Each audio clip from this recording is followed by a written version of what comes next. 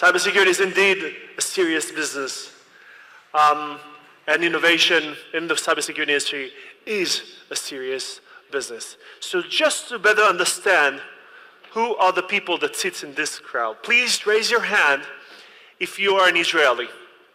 If you're from Israel, raise your hand. If you're not from Israel, please raise your hand. Amazing. I think there are more non-Israelis here than Israelis. This is amazing. Guys, you walk down the halls of the university and between the different buildings, remember, there are so many people. This will be probably one of the only chances you will get to meet them. Exchange business cards. Have a discussion. Don't spend your time with the people that you already know. Spend your time with new people. Make sure that you create long-lasting relationships. I want to call the next speaker, Matthew Devost. He is a managing director of Accenture Security, and he will take the stage. Now, Matthew, the stage is yours.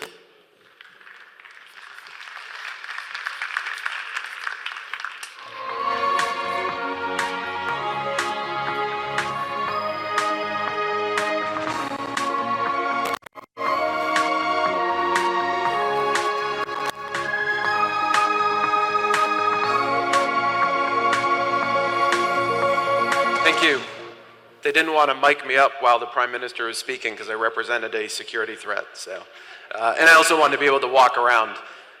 So it's a pleasure to be here today. To have a clicker, maybe I need to. Yeah. There's the next. All right. We heard this morning about Checkpoint being started 24 years ago. I want to take you back 1 year prior to that. 25 years ago, when I was actually a student getting ready to go to grad school. And I wanted to write my thesis topic on what I called the threat of information warfare, the threat to our national security posed by our increasing dependence on computer technology. And it was denied. It was viewed as not a valid national security topic to be talking about that issue 25 years ago. I think we can say now that the topic has been accepted into the mainstream. We have this event, we have events around the world, we have a great dialogue.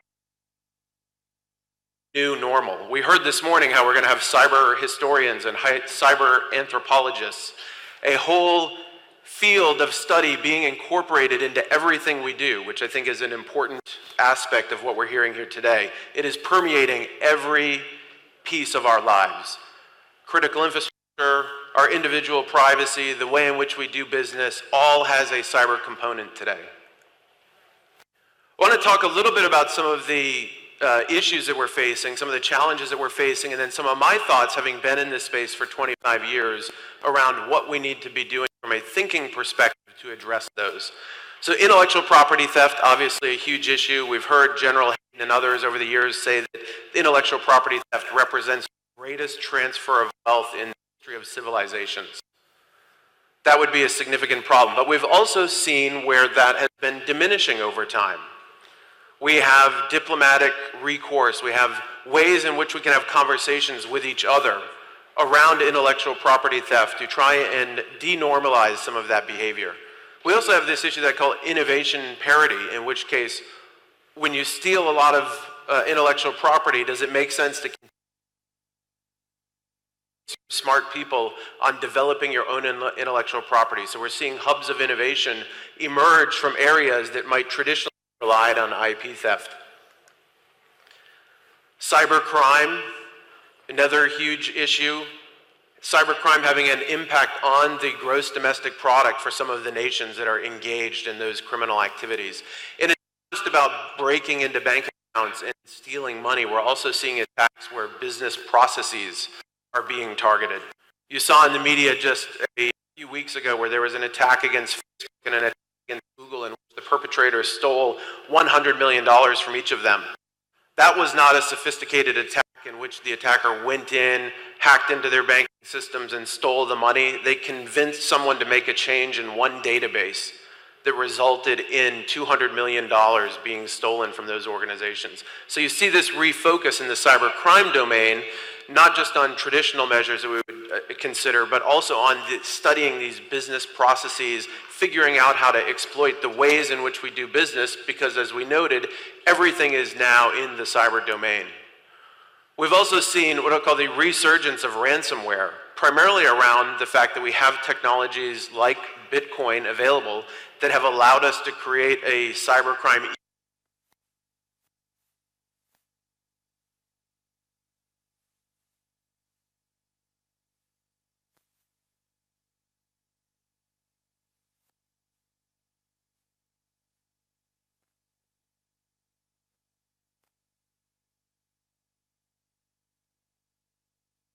companies in which you can go and provide your credit card number, convert it to Bitcoin, and pay the ransom. So we've seen an ecosystem that is sustainable, and that has caused a very large increase, just watching over the past year or 18 months, in that type of attack taking place. Espionage, and I'm a little disappointed because I originally had spy versus spy as my graphic for this slide, but we couldn't use it over copyright issues, so I feel like I was on the same wavelength as the Prime Minister at least. Why are spies in cyberspace?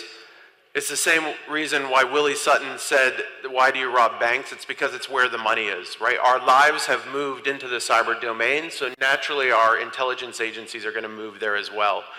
So we see every nation out there actively going and exploiting these networks because they have to, right? It's part of their mission statement, it's part of their job. They've merged into that cyber domain as well. We have networks, including social media networks, represent, if you look at it from an intelligence agency perspective, one of the greatest technological achievements ever, where 1 billion plus people are putting the entirety of their lives into that digital domain. So it's driving there as well. We have the non-state actors, we have entities that are engaging in theft of content solely for the purpose of releasing it online. WikiLeaks phenomena, we see tools that are being released online, we're seeing those tools being exploited by bad actors. We see entities and proprietary content being posted online. They might not be trying to steal your intellectual property and sell it in the black market, they might be stealing it and releasing it on the internet. One of my best friends to date, if you go search on his name, the number one result returned is a WikiLeaks page that has a copy of an was compromised as part of the WikiLeaks attack. So forever his life has changed, and every time you search for him, you get this private email that was, which makes it very easy for you, entities, attackers, to create a dossier around us as individuals. I view 2015 as a very bad year for Matt Devost. I had a participation in a health records breach, in a credit bureau, so financial information. And then for those that aren't familiar with the Office of Personnel and Management, that is where you fill out forms for folks with a clearance in the United States, where you provide the entirety of your life. All of your direct family, every place that you've lived, references, everywhere that you've worked, your foreign contacts, your foreign trips, etc. Think about the targeting that you could do against me just based on what was released in 2015. It's pretty substantial. Health, financial, personal information. I'm thankful to date that this is a triangle and not a square, because if it was a square, it would mean I was also compromised in the Ashley Madison breach. So there are some things to be thankful for. And I've spent a long part of my career, going back 25 years, thinking about this in the context of critical infrastructure attack as well. And one phenomenon that we always speak to is this disconnect between capability and intent. If you think about a terrorist organization, do they have the intent to target our critical infrastructure and cause some sort of sustainable attack? Yes, they do. Do they have the capability? No, not today. Then you think about a nation state. Does a nation state have the capability to engage in a targeted attack against critical infrastructure? We've seen in and out that yes, they have that capability, but do they have the intent? No. Escalation, global economic interdependence. We have lots of classic deterrents that prevent us from engaging in wide-scale critical infrastructure attacks against each other. So deterrence plays a huge role, but we need to recognize that we already do have some deterrence measures in place. What we need to worry about is where these lines start to converge, where those attackers that have the intent develop a full capability, or where the geopolitics change, in which case an entity with the capability develops the intent to target critical infrastructure. So when I get worried at night, I worry about the alignment of those two intersections where we would have a sustainable attack on critical infrastructure, leading to some sort of horrific type event, right? A power grid going down would have an impact on public safety. We wouldn't be talking about Google losing $100 million and being able to recover it. Completely different context. So a critical infrastructure attack is going to have that sustainable impact to public safety. It's going to have that economic impact. And we need to be worried not about how those attackers are viewing that critical infrastructure space now, but how they view it in the future. Right, here is our opportunity. We heard during some of the fill this morning the opportunity to maybe create a new, more secure version of the internet. We have the opportunity as it relates to critical infrastructure, as we develop new emerging technologies like the Internet of Things, to think about security up front, to prevent what I call this strategic penetration for future exploitation. And that's where an attacker will target critical infrastructure without the current intent. They don't currently want to take a power grid down, go after an oil refinery, but they can envision a world in which they might have that intent in the future, this time-shifted intent. And those types of attacks, I would argue, as you think about the topic this week, look much different from the types of attacks that we're used to dealing with. They're not going in and engaging in destructive behavior. They're not going in and exfiltrating lots of data. They're going in and establishing a capability that they can use in the future. So shift a little bit and talk about how we address some of these issues. What are the frameworks that you need to be thinking about? We have a commercial that was famous in the 1980s in the United States for Dunkin' Donuts, the coffee and donut chain, where the guy woke up every day and said, it's time to make the donuts. And I feel like in security, we're kind of faced with the same thing. It's time to make security. We wake up, you go to the conference, you buy the technologies, you implement the technologies, you kind of get in the routine. I've spent my career as a red teamer, and what you see being made on stage here obviously is a very robust chain link. And as a red teamer, this is the reality that I'm often faced with. The best aspirations don't often lead to perfect implementation, right? And to take it one step further, how many times do you think that that padlock was locked and unlocked despite the existence of the zip tie there? Right? They accepted the security deficiency, very visible. They had great aspirations from a security perspective, but poor implementation. So that's one of the things that we need to address. We also, for 25 plus years, have had this disparity between attackers and defenders. We like to speak to the attacker advantage, right? The ways in which the attack can outpace the defense. And Neil Stevenson in his book put it very well: when you're wrestling for possession of the sword, the man with the handle always wins. In defense, we've always had our hand on the blade, and that's a disparity that we need to address as well. We need to be finding those technologies that allow us to gain some bit of defender's advantage. And how do we do that? Maybe we do that by thinking about security a little bit differently. Thinking about what we determine to be success. Thinking about what metrics that we use. Big fan of traditional business management. Jack Welch is known as one of the greatest managers in the world, and he has this quote that you get the behavior that you measure and you reward. What things are we rewarding right now from a cyber defense perspective? What things are we measuring? Are they the right things? I'm guilty of it as well. I've sat in a briefing to a board of directors and I've said, you had 250 high-level vulnerabilities and now you have 245. That's better, right? 250 to 245 is better. We've decreased the number. But maybe it's the wrong way to be thinking about that problem. Maybe we should be thinking about it from a time to detection. Those metrics with the checkpoint presentation, reducing that time to detection from a number of months to a number of days to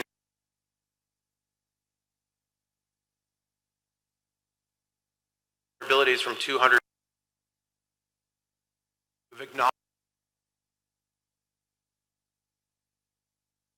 thinking about how you measure cybersecurity and what we determine to be success in this space.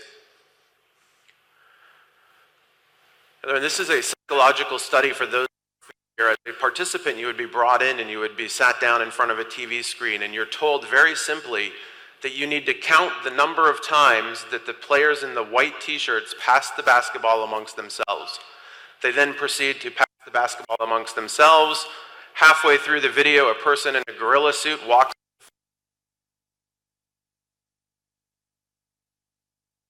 Video viewing, you're then subjected to a survey in which you're asked if you saw the gorilla. 50% of the participants missed the gorilla. That, to me, is a great analogy for how we're engaging in cyber defense right now, right? We think about, we put a security operations center in place, we've got tier 1, tier 2, tier 3 levels of support. But what are we doing to actively hunt? What are we doing to prevent this ion glass that prevents from seeing the gorilla that's walking into our network, or to steal the analogy from this morning, that prevents us from realizing that we're walking around in knee-deep water?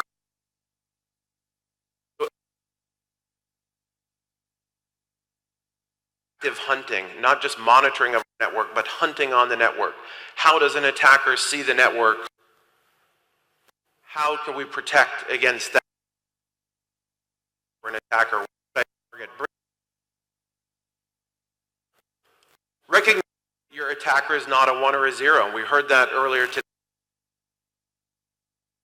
It can be traced back to a human being, which means that incorporating and think about security is very important as well.